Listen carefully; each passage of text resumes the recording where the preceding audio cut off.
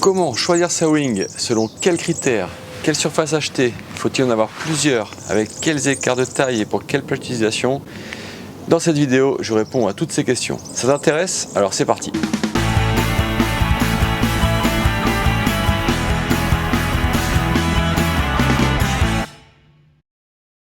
Bonjour et bienvenue sur la chaîne Watersport Zone où je propose chaque semaine une vidéo de conseils ou d'analyse sur les sports de glisse. Wingfoil bien sûr, mais aussi windsurf et kite. J'ai déjà traité une cinquantaine de thématiques et je t'invite à te balader sur la chaîne et dans les playlists car tu y trouveras plein d'infos utiles. Allez, je me recentre sur le sujet qui nous intéresse aujourd'hui, le choix de la bonne wing et de la constitution de son quiver.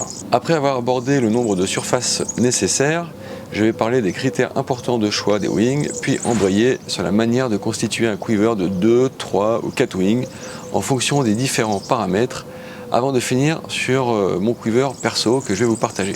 Alors le premier point, c'est de combien de surfaces de wing est-ce qu'on a vraiment besoin. Lorsque j'ai commencé le wingfoil au tout début en 2019, une des choses qui m'ont séduite, c'était la simplicité et notamment l'idée qu'avec une seule wing, une seule planche et un foil, j'allais pouvoir m'amuser dans une large frange de conditions. C'est d'ailleurs ce que j'ai fait pendant les 2 premières années. Certaines marques ne proposaient aussi à ce moment-là qu'au départ qu'une seule surface de wing au sein de leur gamme. Si aujourd'hui l'évolution de ma pratique et du matériel a fait que j'ai maintenant élargi mon quiver perso, comprenant ensuite pourquoi, il est toujours possible de commencer le wingfoil en achetant une seule aile et c'est même ce que je conseille.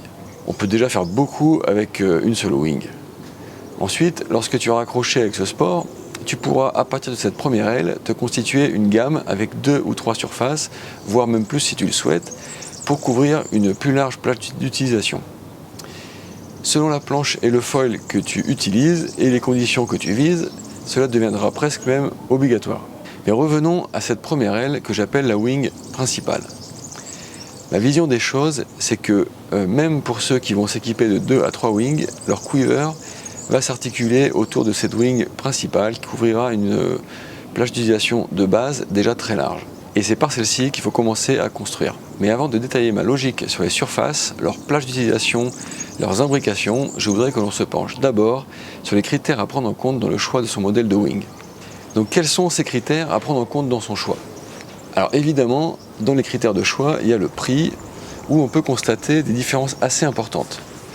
Je ne vais pas rentrer dans ce débat ici, c'est pas vraiment l'objet, et en plus c'est un sujet vraiment complexe, mais j'y ai consacré une autre vidéo cet hiver, donc si ça t'intéresse, je t'invite à la regarder via le lien à l'écran ici ou en description. La construction et les matériaux. Ici, ce critère, c'est pas forcément hyper visible, mais la construction des wings a pas mal évolué aussi au fil des générations. Donc certaines marques, même si le sport est encore jeune, en sont déjà à la 4e voire 5e génération. Donc ces marques ont appris beaucoup au passage. Et voilà, il y a des designs de construction en rapport avec la fiabilité, comme les différents renforts contre l'abrasion, sur les coutures notamment, les renforts d'ancrage de poignée ou d'ancrage de liche qui sont aussi très importants, la position du tube de one pump pour éviter les arrachements intempestifs ou la création de hernies dans le blader. Ce sont des choses à regarder au moment d'acheter. Donc n'hésitez pas à me dire en commentaire si ça vous intéresse que je consacre une vidéo à ces détails pour pouvoir aussi aller plus loin. D'un autre côté, il y a aussi des évolutions de construction en rapport avec la performance. Donc là, je pense à double épaisseur de tissu à cibler à certains endroits du leading edge. Il y a aussi le positionnement du tissu dans le droit fil pour bien reprendre les tensions. Les diamètres et les formes de leading edge ou des lattes aussi, les tensions de spi bien sûr, l'orientation des coutures, notamment on a vu se développer beaucoup de coutures radiales sur les dernières générations de wing, etc., etc. D'ailleurs il y a une vidéo qui arrive avec bientôt plus d'infos sur la construction des wings et puis etc. Enfin, il y a aussi, quand on parle de construction et de matériaux, les nouveaux matériaux du type Alula ou X-Ply qui arrivent avec des caractéristiques techniques nouvelles en termes d'allongement, de résistance, de poids, mais aussi des prix différents. Et ceci dit, on devrait en voir de plus en plus. Autre critère, la rigidité et la tenue du profil. Alors ça, c'est un critère important qui influence directement le confort et la plage d'utilisation. Cette caractéristique est souvent en lien direct avec le critère précédent, la construction. Trop rigide, ce n'est pas forcément l'idéal, car si ça ne respire pas, ça marche moins bien. Mais trop souple, c'est vraiment la misère. Il y a eu de gros progrès depuis 3 ans sur ce critère. Et pour s'informer, il y a plusieurs possibilités. Donc essayer soi-même sur des journées de test que proposent les marques. C'est toujours bien de se faire sa propre opinion. Lire les tests des magazines comme Wingsurf Magazine ou regarder des vidéos comme sur cette chaîne, etc., etc. Après, on peut aussi essayer les ailes des copains, enfin, il y a plein de possibilités. Après, il y a aussi des indicateurs qui trompent peu, c'est-à-dire le diamètre du leading edge. Plus c'est gros, plus c'est rigide. Et la tension que l'on voit dans le SPI quand l'aile est gonflée. Si vous voyez une aile gonflée avec un SPI tout mou qui baille, attention, là c'est vraiment plus que mauvais signe. Alors parmi les critères à prendre en compte, la puissance est effectivement un aspect important. Pour les débutants, la puissance brute et la main arrière sont cruciales pour apprendre à placer l'aile et à trouver la power de manière passive pour décoller facilement. Ensuite, en progressant, je pense qu'on apprécie de plus en plus les profils qui propulsent vers l'avant avec moins de traction latérale, donc parfois une traction moins sensible dans les bras, notamment la main arrière.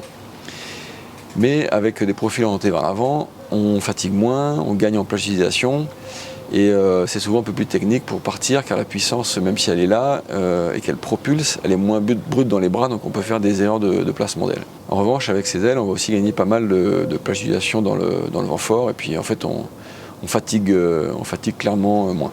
L'envergure, autre critère.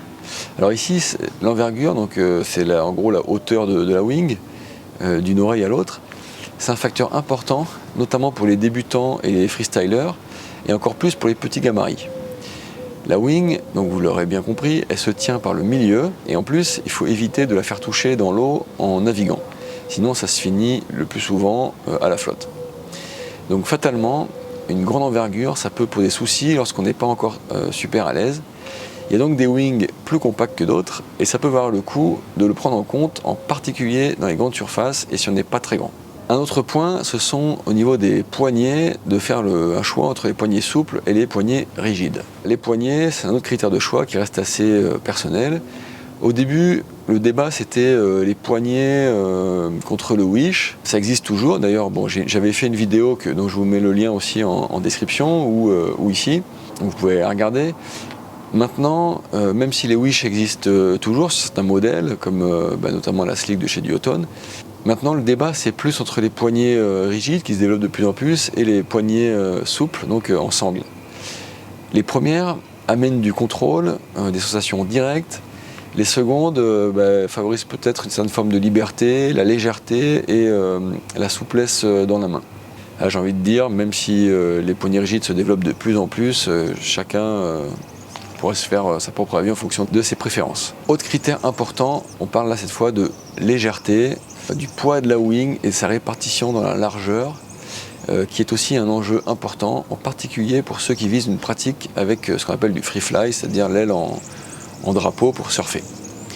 Plus l'aile est lourde, moins elle tient longtemps à l'horizontale sans retomber verticalement devant soi et du même coup cacher la visie ou te mettre au tapis parce que ça perturbe. Voilà, en plus, une aile légère, sans même parler de free fly, c'est aussi du confort en navigation. On n'a pas à porter un poids superflu. Enfin, dernier point important, c'est aussi pas mal, tant qu'à faire, de prendre en compte les équipements vendus autour de la wing dans le pack. Ça peut prendre en compte le côté pratique et solide du sac, la présence d'un kit de réparation vendu avec l'aile, la qualité du leash, donc avec sa taille, le type de leash, est-ce qu'il a un émerillon, pas d'émerillon, comment se ferme le velcro, quelle taille il fait, etc., etc. Parlons maintenant du choix de la ou des surfaces de wing à choisir. Donc choisir son quiver. Comme je disais, il est toujours possible de n'avoir qu'une seule surface et de toute façon, jusqu'à un quiver de 3 ou 4 wings, pour moi il faut tout articuler à partir d'une surface principale qui correspond à la wing unique, celle que vous allez acheter en premier. C'est en tout cas la manière dont je vois les choses, mais bon, comme j'essaye de le dire, j'ai pas la science infuse et si certains d'entre vous fonctionnent autrement, ça peut aussi être intéressant de partager leur point de vue et leur façon de faire en commentaire. comme on dit, on se nourrit toujours des expériences des autres, donc moi je suis toujours curieux de voir ce que vous pensez. Alors donc, parlons de cette première aile que j'appelle l'aile principale ou l'aile de base. Pour moi, il faut commencer par choisir sa première wing pour les conditions idéales les plus recherchées ou les plus fréquentes. C'est-à-dire une plage de vent de, disons, 14-25 nœuds en Med ou un petit peu moins en Atlantique, peut-être 12-23 ou quelque chose comme ça. Donc cette aile, c'est la première que l'on choisit, celle avec laquelle on débute aussi. Bref, c'est l'aile de base. Après, les plages de vent que je vous mets à l'écran pour vous aider à choisir, enfin vous représenter un petit peu quelle aile sera la plus idéale pour vous, il faut bien comprendre qu'elles s'entendent à plus ou moins 5 nœuds, ce qui est quand même beaucoup, mais c'est selon le foil, la planche utilisée, et le niveau technique du rider, et aussi bien évidemment le modèle de wing. Toutes les wings ne se valent pas. Je donne donc ces plages de vent et correspondances de surface à titre purement indicatif. Pour autant, elles ne doivent pas être très loin de la vérité de manière générique. Donc on verra par exemple que pour quelqu'un de mon gabarit, donc à peu près 75-80 kg, enfin entre 70 et 80 kg, voilà, en aile de base principale, en Méditerranée, je serais plutôt sur une 4-5 et en Atlantique, peut-être plutôt sur une 5 mètres carrés. Et donc en fonction de ton poids et de la plage de vent que tu vises, cette aile de base ne sera pas forcément la même. Toujours pour relativiser devant ces correspondances théoriques de surface, souvent quand on diminue en taille de planche, on augmente en taille de wing pour le même vent. Par exemple, moi avant j'étais tout le temps en 4 mètres carrés sur 90 litres avec 1200 dessous, foil. Et maintenant, je suis plus souvent en 4-5, voire 5 mètres carrés sur 40 litres avec 900 cm² en dessous. Une fois qu'on a son aile de base et qu'on cherche à augmenter sa plage de vent de navigation, on peut effectivement aller regarder pour une deuxième aile. Pour la seconde aile, on a donc deux choix. Soit on veut pouvoir aller plus loin dans le vent fort avec une taille plus petite, soit l'on souhaite aller chercher le vent léger avec une taille plus grande. Chacun est libre de décider en fonction des conditions qu'il rencontre sur ses spots et de ce qu'il recherche. Au niveau des écarts de taille, lorsqu'on a moins de 4 ailes, je conseille des écarts d'au moins 1 mètre entre chaque aile, mais pas plus que 2 mètres non plus. Plus on va descendre dans les tailles, moins il faut d'écart entre deux ailes. Par simplicité, on a tendance à évoquer des écarts de surface en taille, mais en réalité il faut raisonner en pourcentage de surface pour rester cohérent. C'est pourquoi, pour aller chercher du vent plus fort, je conseille de compléter son aile principale par une seconde aile 1 mètre carré plus petite, et que pour aller chercher le petit temps, cette fois je recommande une aile plus grande de 2 mètres carrés. Avec 1 mètre carré plus petit, on va gagner potentiellement plus ou moins 10 nœuds de plage haute, ce qui est colossal en termes de possibilités et puis de nombre de jours dans lesquels on va pouvoir naviguer plus confortablement ou pouvoir naviguer tout court. Et pour le petit temps, en toilant 2 mètres carrés de plus, on peut espérer gagner environ 4 à 5 nœuds de plage basse, tout en sachant bien sûr que les 5 nœuds sont beaucoup plus faciles à gagner de 15 à 10 nœuds de force de vent que de 12 à 7 nœuds. Parce qu'après, plus on va descendre dans la force de vent, plus chaque nœud de gain va demander une wing beaucoup plus grande. Les plages d'utilisation des ailes dépendent aussi beaucoup des foils et des planches que l'on utilise. Par exemple, avec un foil très porteur, on va décoller plus tôt, mais on va aussi être surtout aller plus tôt car on ira moins vite et donc la surpuissance de l'aile sera plus sensible dans les bras. Avec un foil rapide, on décolle moins tôt, mais on transforme la surpuissance en vitesse, donc le vent apparent est plus de face et ça tire moins vite dans les bras. Donc au final, on gagne vraiment en plage haute. Par ailleurs, il faut aussi prendre en compte que si on utilise un très petit flotteur, exemple une planche qui coule franchement, il faudra inévitablement réduire les écarts de surface entre ces ailes. En effet, les petites planches ne permettent pas de naviguer légèrement sous-toilé. Donc il faut le prendre en compte dans ses choix d'ailes, et ne serait-ce que pour faire le water start et pouvoir partir commencer à naviguer. Alors abordons maintenant le sujet de la troisième aile. Donc là, la troisième aile, ça va être sans doute l'idée d'aller chercher les extrêmes. Dans la logique d'une construction de quiver à partir de sa première aile, la troisième aile, c'est le plus souvent l'aile complémentaire qui n'a pas été choisie en deuxième aile. Donc soit c'est 1 mètre plus petite que la principale, soit c'est jusqu'à 2 mètres plus grand comme je viens de l'évoquer.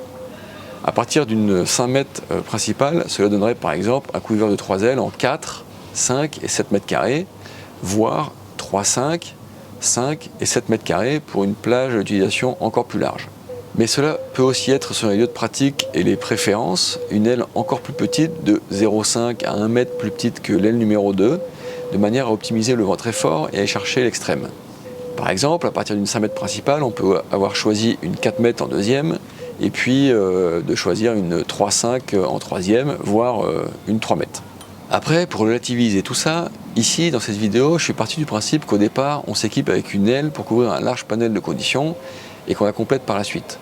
Et pour quelqu'un qui pratique déjà beaucoup et qui en a les moyens, rien n'empêche de séparer l'aile principale en deux, à savoir au lieu d'une 5 mètres prendre par exemple une 4,5 et une 5,5, puis de construire autour de ça.